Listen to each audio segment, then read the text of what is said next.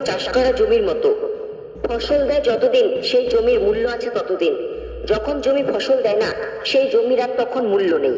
পুরুষ মানুষের সুখ থাকে কপালে, আর বাকি অর্ধেকটা থাকে পকেটে। যদি একজন পুরুষের টেনশন 100 জন নারীর মধ্যে ভাগ করে দেওয়া যেত, তাহলে 99 জন নারী পাগল হয়ে যেত।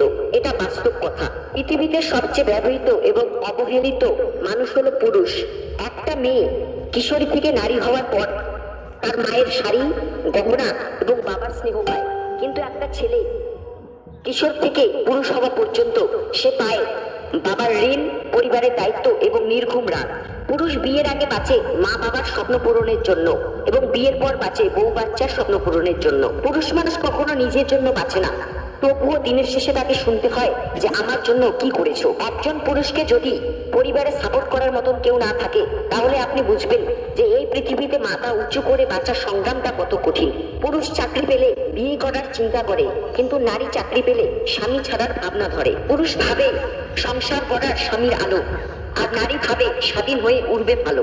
একজন পুরুষ অনেক উপরে উঠতে পারে শুধুমাত্র দুটি মানুষের কারণে। এক হলো তার মায়ের আশীর্বাদে এবং তার আদর্শবান স্ত্রীর সহযোগিতায়। একজন পুরুষ যদি তার জীবনের পুরো গল্পটা বলে, তাহলে আপনি ভাববেন যে এত কিছুর পরেও সে প্রতিদিন কিভাবে হাসে।